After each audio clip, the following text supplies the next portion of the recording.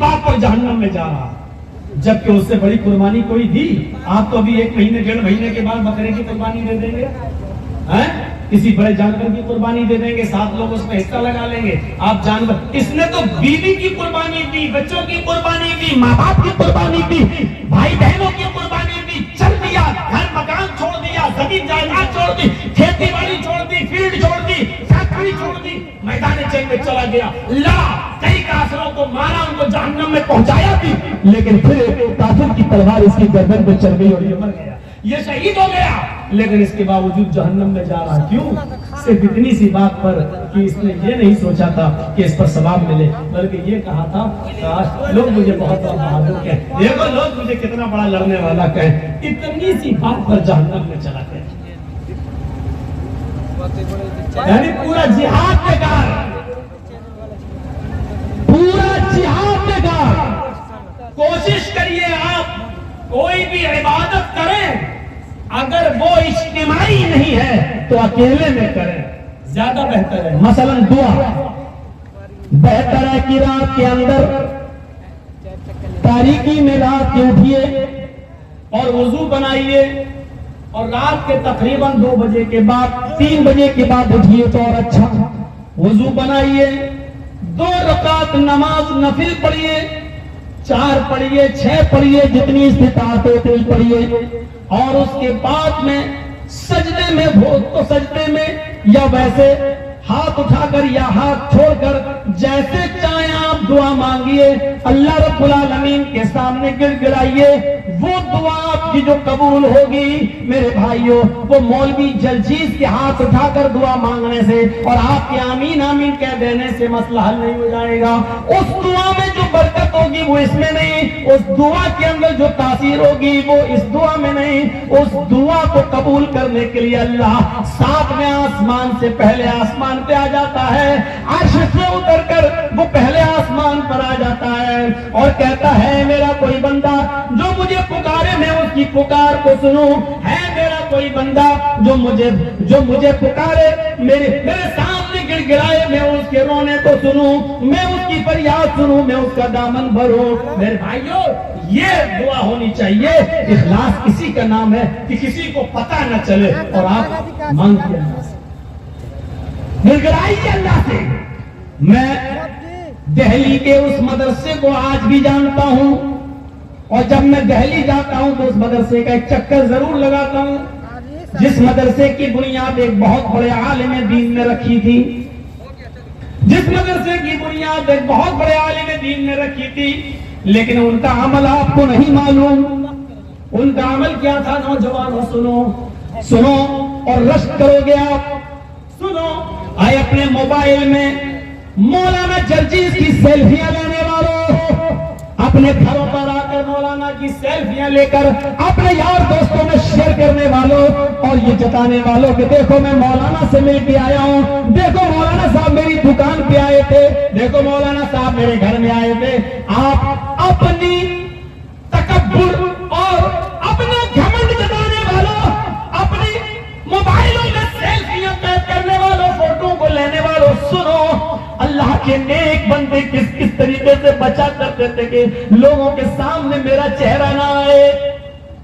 मैं उनके एक बुजुर्ग है बेचारे, मदरसा चला रहे हैं, बुनियाद रखे हैं, और हाल उनका ये था कि जब रात होती थी ईशा की नमाज पढ़ने के बाद वो चुपके से अपने घर से निकलते थे।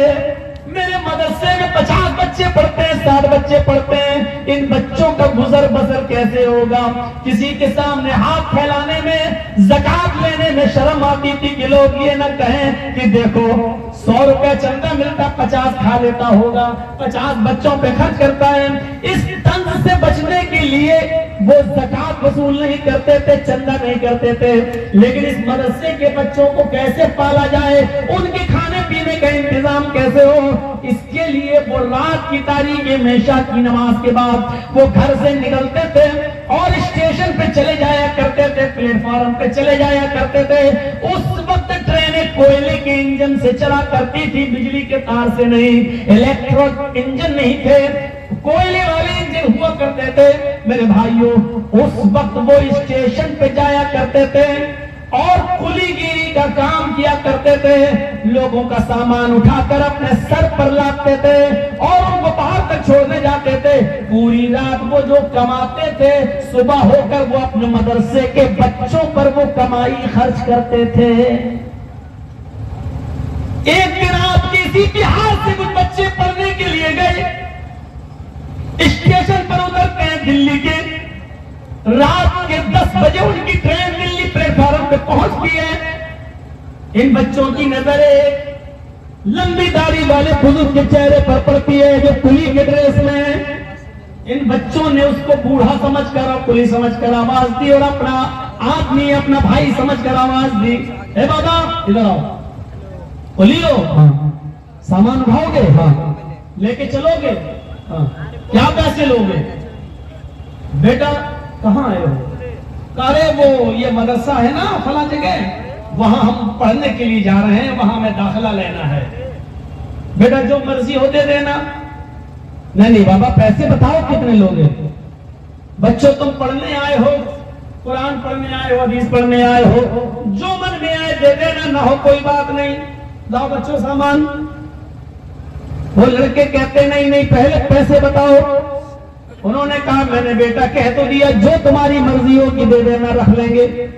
اور یہ کہتے کہتے اس نے ان بچوں کا سامان اپنے سر پر لاد لیا اور لاد کر وہ سامان جب پہنچا باہر پلیٹ فارم کے باہر, ان بچوں کو کہا کہ لو یہاں سے بس مل جائے گی, اتنے نمبر کی بس اور فلاں جگہ چلے جانا. ان بچوں نے پیسے نکال کر اس بزرگ کی جیب میں ڈالنا چاہا.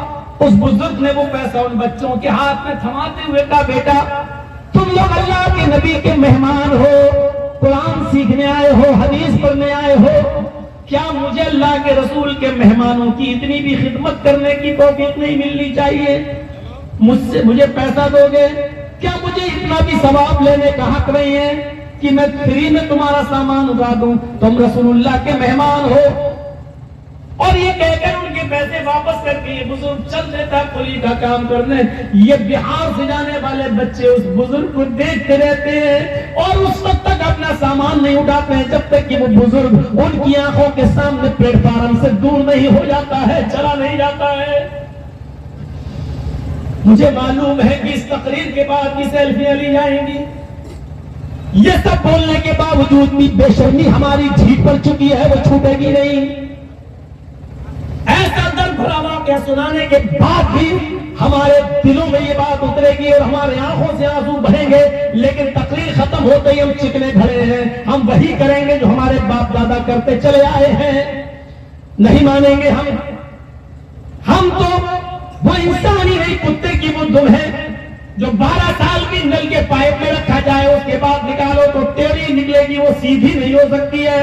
ہم بالکل اس تم کی طرح ہو چکے ہیں, ہم ٹیڑھ ہی رہیں گے, ہم سدھریں گے نہیں.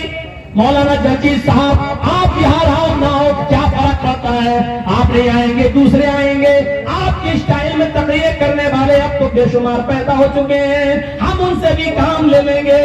ہاں لیجئے, ہم شوق سے کہتے ہیں کہ اب ہمیں بخشیے میرے بھائیوں, اب ہم اتنی ضد برداشت نہیں کر پائیں گے. اب ہماری عمر وہ نہیں جو کبھی 18 اور 20 سال ہوا کرتی تھی, ہم بھی اپنی عمر کے اب 45 سال کراس کر چکے ہیں. اب دھیرے دھیرے ہم 2 گھنٹے سے پونے 2 گھنٹے اور 1.5 گھنٹے کی طرف آ رہے ہیں. اب ایک دو بیماریاں ہمارے جنم لینا شروع کر رہی ہیں میرے پیارے ساتھیوں. اب دھیرے دھیرے کچھ دنوں کے بعد صدارت کی کرسی پر آئیں گے اور 5 منٹ کے لیے بول کے نکل جائیں گے, اس لیے کہ یہی زندگی کا نیم ہے, یہی زندگی کا اصول ہے. جو آیا ہے اس کو جانا ہے. ہمارا اصلی گھر یہ نہیں, اصلی گھر وہ ہے اور اس گھر کے لیے ہمیں اور آپ کو تیاری کرنا ہے. جرجیز صاحب کو بہت عزت مل چکی ہے, تم نے اپنی زندگی کے اندر بہت عزت کے نمونے دیکھ لیے ہیں, لیکن اب عزت کے بعد تم بڑھاپے میں بھی جاؤ گے. اب دوسری قوم آئے گی اور دوسری نسلیں آئیں گی اور دوسرے لوگ اس کو اب اس مسلک کو زندہ رکھیں گے. یہ دنیا کا اصول ہے, یہ دنیا کا ضابطہ ہے. ہم آئے ہیں دنیا سے جانا بھی ہے. کل نفس ذائقۃ الموت, ہر نفس کو موت کا مزہ چکھنا ہے. اینما تکونوا یدرککم الموت ولو کنتم فی بروج مشیدہ, موت تمہیں ادھر بھی آ جائے گی جہاں تم جان چھپ چھپنا چاہتے ہو، چاہے تم بڑے بڑے قلعوں میں چلے جاؤ، بڑے بڑے ستونوں میں چھپ جاؤ، زمین کے گہرائیوں میں چلے جاؤ، میرے بھائیو بنکروں میں چھپ جاؤ، کہیں بھی چلے جاؤ، موت تمہیں ادھر بھی آ پکڑے گی، موت تمہیں ادھر بھی آ پکڑے گی۔ انترکش میں جانے والا، چاند کی بات، مریخ کا سفر کرنے والا، پلاٹو نام کے سیارے پر سفر کرنے والے کا کنیکشن جب دنیا سے ٹوٹ جاتا ہے اور جب وہ آسمان سے گرتا ہے تو پوری دنیا میں اس کے لیے دعائیں ہو رہی ہیں۔ میرے بھائیوں آخرکار وہ فضاؤں میں جاتا ہے اور غائب ہو گیا ہے، آج تک پتہ نہیں چلا کہ وہ کہاں ہے۔ تم آسمان کی بلندیوں میں چلے جاؤ، موت تمہیں ادھر بھی آ پکڑے گی، تم بنکروں میں چھپ جاؤ، پورے 10 سال تک چھپا رہا، اپنے آپ کو بنکروں میں چھپ کر بچایا رہا، لیکن دیکھ لو ایک دن صدام حسین بھی کسی بنکر میں پکڑا ہی جاتا ہے اور آخر کر پکڑا گیا اور پھر مقدمہ چلا اور تختہ دار پہ لٹکا دیا گیا۔ اینما تکونوا یدرککم الموت، تم جہاں کہیں بھی جانا چاہو چلے جاؤ، موت تمہیں ادھر بھی آ پکڑے گی، موت تمہیں اپنے شکنجے میں لے لے گی۔ میرے بھائیوں اس عالم کو دیکھو جو رات میں کلی گیری کا کام کر رہا ہے، وہ آنکھوں سے اوجھل ہو گیا اور یہ بچے بس پکڑ کر مدرسے چلے آئے۔ صبح ہو کر کسی عالم دین کو مدرسے میں انٹرویو لینا تھا، 10 بجے جب آفس کھلتا ہے اور بچے جب انٹرویو دینے کے لیے آفس میں قدم رکھتے ہیں، ان بچوں کی نظر جب اس داڑھی والی بزرگ ہستی پر پڑتی ہے تو پیروں کے نیچے سے زمین لگ جاتی ہے۔ یہ تو وہ بزرگ مولانا ہے جو کل اسٹیشن پر لال رنگ کا کرتا پہن کر کلی گیری کا کام کر کے ہمارا سامان اٹھا رہا تھا اور آج ہمارا انٹرویو لے رہا ہے۔ آج ہمارا اس مولانا نے انٹرویو نہیں لیا، صرف اتنا کہا میرے بچوں تم مہمان رسول بن کر آئے ہو، تمہارے ماں باپ نے تمہیں پڑھنے بھیجا ہے، میں نے تمہارا ایڈمیشن کل رات ہی میں کر لیا ہے، جب تم اسٹیشن پر ملے تھے میں تمہیں یہاں سے لوٹانا نہیں چاہتا ہوں، تمہارے ماں باپ نے جن امیدوں سے تمہیں بھیجا ہے بس ان امیدوں پہ کھڑے اترنا، قرآن و حدیث کے سپاہی بننا، اسلام کا پرچار کرنا، تبلیغ کرنا، تمہارا ایڈمیشن ہو گیا۔ اور ہاں کل جو واقعہ تمہیں اسٹیشن پر نظر آیا تھا اس واقعے کو وہی بھول جانا، میرے کسی اسکول کے طالب علم کو وہ منظر مت بتانا۔ میرے بچوں تمہیں کو معلوم ہے کہ میں پولی ہوں، کسی کو معلوم نہیں ہے، میں چاہتا نہیں ہوں کہ کسی کو یہ پتا چلے کہ میں پولی ہوں اور رات میں جو کماتا ہوں وہ دن میں اپنے بچوں پر خرچ کرتا ہوں، اس بات کا علم میں نہیں چاہتا ہوں کسی کو ہو، اس کا اجر میں صرف اللہ سے لینا چاہتا ہوں، اس کا صرف مجھے اجر اللہ تبارک و تعالیٰ سے چاہیے۔ اس بزرگ عالم کے انتقال کے بعد میرے بھائیوں ان بچوں نے ان کی آپ بیتی سنائی اور کہا کہ وہ تو رات میں کلی کا کام کرتے تھے۔ انتقال کے بعد یہ اخلاص ہے، وہ عامل الصالحات، ایمان کے ساتھ یہ عمل صالح چاہیے، یہ عمل صالح اگر ہماری زندگی میں نہیں ہے تو بیکار ہے، بیکار ہے۔ چلتے کراؤ، چلتے میں شور کرو، آپ میں آنکھیں کھول رہے ہو، کعبے کے رب کی قسم کوئی ثواب نہیں ملے گا۔ علماء کی گہار بیٹھو، خاموش ہو جاؤ، اس پر بھی خاموش نہیں ہوتے ہو اور جلسہ سننے آئے ہو۔ ڈرامہ بنا دیا ہے آپ نے دین کا، نوٹنکی بنا دی ہے آپ نے اس دین کو۔ آپ کو اللہ کے سامنے جواب دینا پڑے گا آج کی اس رات کی حرکت کا۔ اس قرآن و حدیث کو سناتے وقت تمہاری جو چیخیں نکلی اور جو شور ہوا، تمہاری شور کی وجہ سے قرآن کو روکنا پڑا، حدیث کو روکنا پڑا۔ کیا تمہاری آوازیں اتنی اونچی ہو چکی ہے کہ تمہاری اونچی آوازوں کی بنیاد پر قرآن کو روکنا پڑے گا، حدیث کو خاموش ہونا پڑے گا؟ کیا تم اتنے بڑے انسان ہو چکے ہو کہ تمہاری چیخ و پکار کے آگے قرآن بند ہوگا، حدیث کو روکا جائے گا؟ ارے ڈرو کہیں اللہ کا عذاب نہ آ جائے، یہ زمین نہ پھٹ جائے اور اس زمین کے اندر کہیں تم دھس کے مر نہ جاؤ۔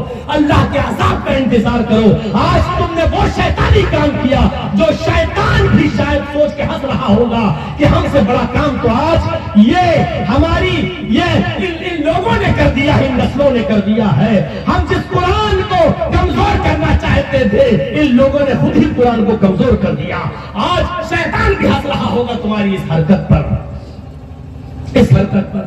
تصور کرو میرے بھائیوں، کیا اتنی سی بات تم سمجھتے ہو इतनी सी बात नहीं है, ये बहुत बड़ी बात है।